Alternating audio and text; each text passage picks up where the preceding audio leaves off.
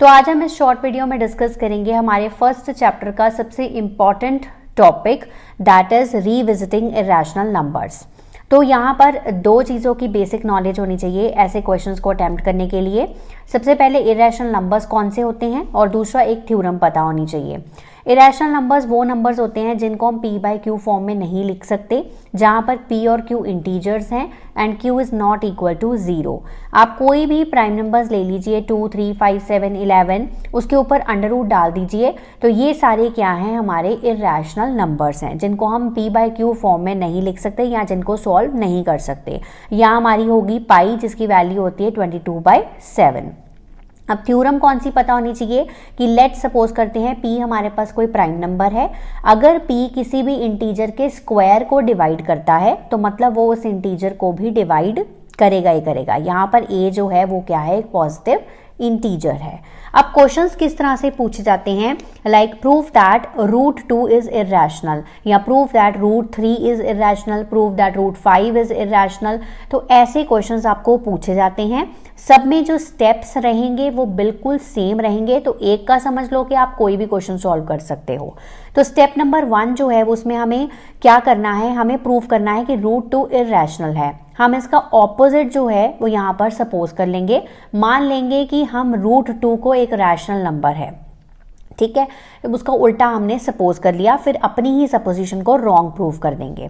अब √2 अगर एक इरेशनल नंबर है, that means we can write it in the p by q form, ठीक है ना, क्योंकि इरेशनल नंबर्स वो नंबर्स होते हैं जिनको हम p बाई क्यू फॉर्म में नहीं लिख सकते। रैशनल नंबर्स वो होते हैं जिनको p बाई क्यू फॉर्म में लिख सकते हैं। तो अगर हमने माना है कि √2 हमारा रैशनल नंबर है तो यहाँ पर उसको हम p बाई क्यू फॉर्म में लिख सकते हैं। यहाँ पर p एंड q जो है वो को प्राइम है। को प्राइम का मतलब है यहाँ पर इनका एक ही कॉमन फैक्टर है, दैट इज 1, राइट। अब यहाँ पर √2 इंटू क्यू, मतलब मैंने इसको बस इधर ले गई स्टेप में, ठीक है।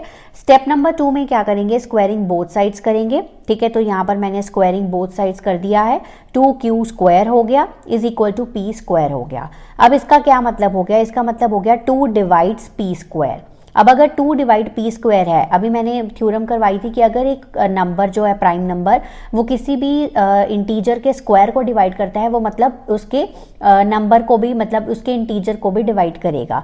तो अगर 2 डिवाइड्स p स्क्वायर लिखा है तो 2 डिवाइड p हो जाएगा, राइट।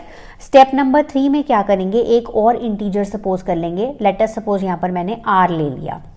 अब p जो है वो 2r के इक्वल है।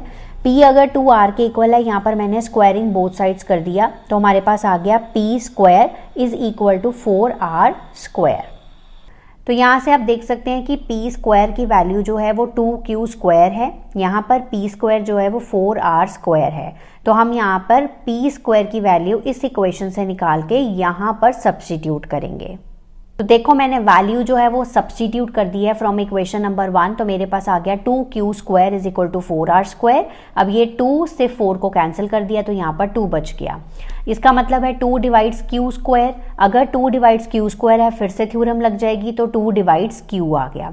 अब आप यहाँ से देख सकते हैं कि p एंड q का एक और कॉमन फैक्टर हो गया, क्या हो गया, 2 हो गया।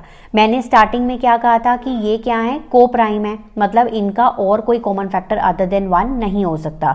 तो ये हमारी कॉन्ट्राडिक्शन हो गई, ठीक है। तो हमने जो अज्यूम किया था वो रॉन्ग था।